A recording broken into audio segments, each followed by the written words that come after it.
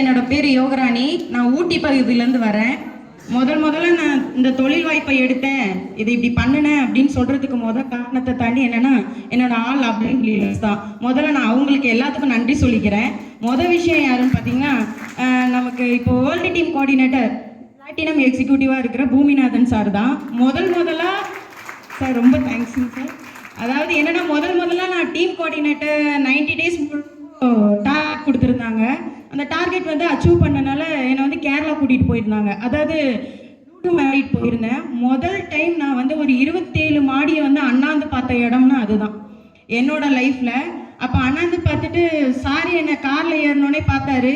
நான் எப்படின்னா ரொம்ப ஓவராக மேக்கப் போட மாட்டேன். விஷயம் ரொம்ப சிம்பிளாக இருப்பேன். அப்போது சாரு பார்த்துட்டு ஒன்றும் சொல்லலை.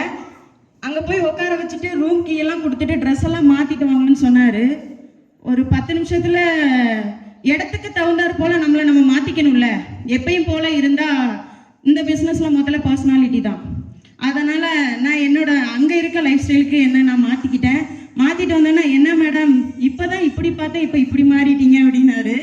அந்த ஒரு விஷயத்த வந்து நான் ரொம்பவே சாரை ஃபாலோ பண்ணுவேன். ட்ரெஸ் கோடில் எனக்கு ரொம்ப பிடிக்கும் சாரோட ட்ரெஸ் கோடு. ஒவ்வொரு இடத்துலையும் அவரோட கோட் சூட்லாம் வந்து நான் ரொம்ப பார்த்து ஆச்சரியப்படுற இடங்கள்.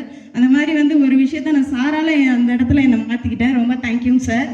அதே மாதிரி இப்போ நான் சொல்லணும் என்னோட வயசில் அப்படின்னா, இப்போ நமக்கு பிராண்ட் நியூவாக இருக்கிற ஐடிசி லீடர் யுவராஜ் சார் தான். நான் வந்து முதல்ல சாரை வந்து ஆர்டிபி ட்ரைனிங்கில் பார்த்தேன். அதாவது என்னென்னா, இந்த வயசில் இப்படி பிஸ்னஸ் பண்ண முடியுமா அப்படின்னு எனக்கு ஒரு முன்னுதாரணமாக இருந்தது யுவராஜ் சார் தான். சார் தேங்க்யூங்க சார். அதாவது நான் எந்த தொழில் எடுத்தாலும் முதல்ல நான் ஃபஸ்ட்டாக இருக்கணும்னு நினைப்பேன். நான் வந்து ஊட்டியில் டீ தோட்டத்தில் வந்து இலை எடுத்துகிட்டு இருந்தேன். நான் பிகாம் படிச்சிருக்கேன். படித்தாலும் அம்மா அப்பா செய்கிற தொழில் தானே எப்பயுமே, உண்மையா பொய்யா? அதே மாதிரி பார்த்தீங்கன்னா ஸ்போர்ட்ஸில் நம்பர் 1 தான், எல்லாத்துலேயும் நம்பர் 1 இருக்கும்போது இந்த தொழில் வாய்ப்புக்குள்ளே உள்ள வரும்போது சாரோட ஸ்பீச்சை பார்த்துட்டு நான் அதிர்ந்துட்டேன். அதாவது நம்மனால சாதிக்க முடியாத எல்லா தொழிலையும் யாரோ ஒருத்தர் சாதிச்சுட்டு இருக்காங்கன்னு அந்த விஷயத்தில் சாரை வந்து நான் ரொம்பவே முன்மாதிரியாக எடுத்து இந்த தொழில் வாய்ப்பை இப்போ ரன் பண்ணிட்டு இருக்கேன். இன்னும் கூடிய சீக்கிரத்தில் சார் எப்படி டேட்டு போட்டு வேலை செய்கிறாரோ அந்த மாதிரி நானும் டேட்டு போட்டு வேலை செய்யலாம்னு முடிவு பண்ணிட்டேன். கண்டிப்பாங்க சார், நானும் உங்களை மாதிரி ஜெயிப்பேங்க சார். அதுக்கப்புறம் சீனிவாசன் சார் எப்பயும் சொல்லுவார், மேடம் முடியும் மேடம், கண்டிப்பாக சீக்கிரம் முடிச்சிருங்க அப்படின்னு அடிக்கடிக்கு என்னை என்கரேஜ் பண்ணிகிட்டே இருப்பார். அந்த என்கரேஜ் தான் என்னை இப்போ இந்த நிலைமைக்கு இங்கே கொண்டு வந்து நிறுத்தியிருக்கு. வாழ்க்கையில் எவ்வளவோ கஷ்டம் வரும், நஷ்டம் வரும், அதெல்லாம் எதிர்பார்த்து இதை செய்யாதீங்க. நம்ம வந்த நோக்கம் என்னமோ அதை வச்சு எதிர்பார்த்து செய்யுங்கன்னு சொல்லுவார்.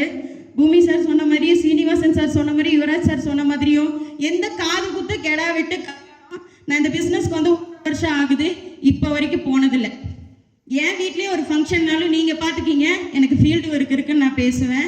இப்போ வரைக்கும் என் குழந்தைக்கு 4 வயசு ஆகுது. நான் இந்த பிஸ்னஸ் சேர்ந்ததுலேருந்து இப்போ இந்த பிஸ்னஸில் நான் என் குழந்தை கூட கொஞ்சம் நேரம் டைம் ஸ்பெண்ட் பண்ணது கிடையாது. ஏன்னா நான் டைம் ஸ்பெண்ட் பண்ண நேரத்தில் என்னை நம்பி வந்தவங்க நிறைய பேர் இருக்காங்க, அவங்களுக்காக உழைக்கணும்னு நான் டைம் ஸ்பெண்ட் பண்ணிட்டேன்.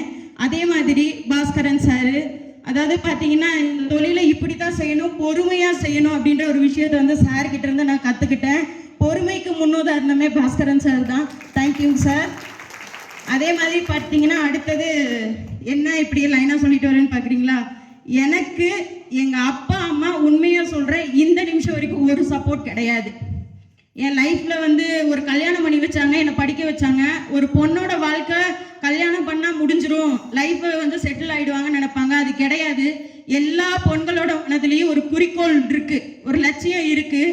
ஒரு கல்யாணம் அப்படின்றத ஒன்று பண்ணிட்டோம்னா நம்ம வாழ்க்கை முடிஞ்சிருச்சா அப்படின்ற ஒரு விஷயத்தை தான் என் அம்மா அப்பாவும் செஞ்சாங்க எனக்கு. ஆனால் இந்த நிமிஷம் நான் வந்து என் அப்பாவை வந்து ஒரு நாள் கூட மனதார அப்பான்னு கூப்பிட்டதில்லை. ஏன்னா என்னோட விருப்பங்களை வந்து அவர் கேட்டதில்லை. ஆனால் இந்த நிமிஷம் ஒவ்வொரு நொடியும் என்னோட அசோசியேட்டாக இருந்து எனக்கு ஃபாதராக இருந்து இப்போ வரைக்கும் சிடிசிர இப்போ வரைக்கும் என்னோட ஃபாதராக இருந்து நான் ஒவ்வொரு நொடியும் நான் ஜெயிக்கணும், உன்னால் முடியும் யோகா, நீ பண்ணு. காலையில் 5 மணிக்கு எந்த அப்ளைன் லீடரும் உங்களுக்கு கூப்பிட மாட்டாங்க. ஆனால் சாரு இப்போ தான் டைம்னு இல்லை, உனக்கு எத்தனை டைம் சொன்னா திருந்த மாட்டேன், ஜூம் மீட்டிங் வா, அதை பண்ணு இதை பண்ணு, இன்னைக்கு எங்க போன அப்படின்னு என்ன அதாவது சொல்லுவாங்களா கண்கொத்தி பாம்பா என்னை ஃபாலோ பண்ணிட்டு இருக்க சந்துரு சாருக்கு என்னோட ஃபாதருக்கு ரொம்ப நன்றி தெரிவிச்சுக்கிறேன். அதாவது என்னோட அப்பா ஸ்தானத்தை வந்து சந்துரு சார் ஃபில் பண்ணிட்டாரு. நான் சொல்லணும்னா ரொம்ப அதாவது என்னன்னா லைஃப்னா இதுதான் அப்படின்னு நான் வந்து ரொம்ப கஷ்டப்பட்டுட்டு இருந்தேன். இந்த தொழில் வாய்ப்பு கொடுத்ததுக்கு அப்புறம் என்னோட அம்மாவாகவும் என்னோட அப்பாவாகவும் என்னோட ஃபேமிலியாகவும் என்னோட முழு உரமாகவும் என்னோட அப்ளைன் லீடரை பார்க்குறேன்.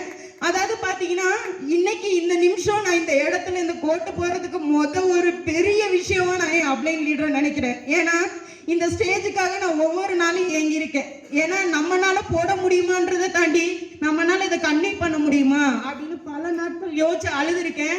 எனக்கு என் அப்ளைன் லீடர் சொல்ற ஒரு விஷயம் தான், நான் இருக்கேன் உன்னால முடியும் பண்ணு, நான் இருக்கேன் உன்னால முடியும் பண்ணுன்னு ஒவ்வொரு நாளும் எனக்கு முன்னுதாரணமா தெரிஞ்சது. என்னோட அப்ளைன் லீடர் சமுத்திரசெல்வி மேடத்துக்கு ரொம்ப தேங்க்ஸ் பண்ணிக்கிறேன். அதாவது நான் இந்த வாய்ப்பை எடுக்கிறதுக்கு எனக்கு ரொம்ப ஈஸியாக இருந்துச்சு. ஏன்னா எனக்கு வாய்ப்பு கொடுத்தது ரொம்ப ஈஸியாக கொடுத்துட்டாங்க. ஒரு ஹோட்டலுக்கு சாப்பிட போனப்போ அம்மாவோட ஃப்ரெண்டு மூலியமாக இந்த வாய்ப்பு கிடச்சிச்சு. அந்த ஹோட்டலில் பிரியாணியில் கையை வைக்கலாமா இல்லை இந்த பிஸ்னஸை போய் பார்க்கலாமா அப்படின்னு என் வீட்டுக்கார் சொன்னார். காரில் ஏறி உட்கார்ந்தோன்னே அங்கே போவாங்க, உன் மண்டையை கழுவுவாங்க, நீ தலையை மட்டும் ஆட்ட கூடன்னு சொல்லி கூட்டிகிட்டு போனார். ஆனால் அங்கே போய் மேடம் சொன்னதை கேட்டுட்டு நான் ஒரு வாரம் யோசிச்சு சொல்கிறேன்னு சொல்லிட்டு வந்தேன். அதுக்கப்புறம் நல்ல பிஸ்னஸ் தான் இருக்குன்னு சொல்லி எடுத்தேன். ஆனால் இந்த நிமிஷம் வரைக்கும் இந்த நொடி வரைக்கும் என் அப்ளைன் லீடர் எனக்கு சொன்ன வாக்க கரெக்டாக காப்பாற்றிட்டு இருக்காங்க. ஒவ்வொரு நாளும் உயிர் மூச்சா காப்பாற்றிட்டு இருக்காங்க. சொல்லுவாங்களா அப்ளைனை இருக்க பிடிச்சி நில்லு நீ ஜெயிச்சிடலாம் அப்படின்னு. உண்மையால நான் என் அப்ளைனை இருக்க பிடிச்சி தான் நிற்கிறேன்.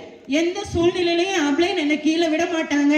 உண்மைக்கு சொன்னோன்னா அப்ளைனை போய் நம்ம என்ன வேலை இருக்குன்னு கேட்டாதான் நமக்கான வேலை நமக்கான வெற்றி நம்மளோட இலக்கை அடைய முடியும். உண்மையா சொல்லணும்னா காலையில 7 மணிக்கு மேடம் வீட்டுக்கு போயிடுவேன். காலையில 7 மணிக்கு மேடம் வீட்டுக்கு போய் மேடம் கிளம்பி வர்ற வரைக்கும் உட்காந்துருந்து கூட்டிட்டு போய் என்னோட ஃபீல்டு வரைக்கும் முடிச்சுட்டு தான் மேடத்தை விடுவேன். அந்த அளவுக்கு மேடம் சொல்லுவாங்க காலையிலே ஆரம்பிச்சிட்டியா எங்க போனோம் அப்படின்னு கேட்கும் போது என்னோட இலக்கு இருக்கு மேடம், என்னோட இலக்கு இருக்குன்னு சொல்லி இப்போ வரைக்கும் இந்த நிமிஷம் வரைக்கும் என் உயிர் மூச்சா என் அம்மா கூட செய்யாத விஷயத்தை எனக்கு என் அப்ளைன் லீடர் சமுத்திரசெல்வி மேடம் பண்ணிட்டு இருக்காங்க. ரொம்ப thank you madam, thank you so much.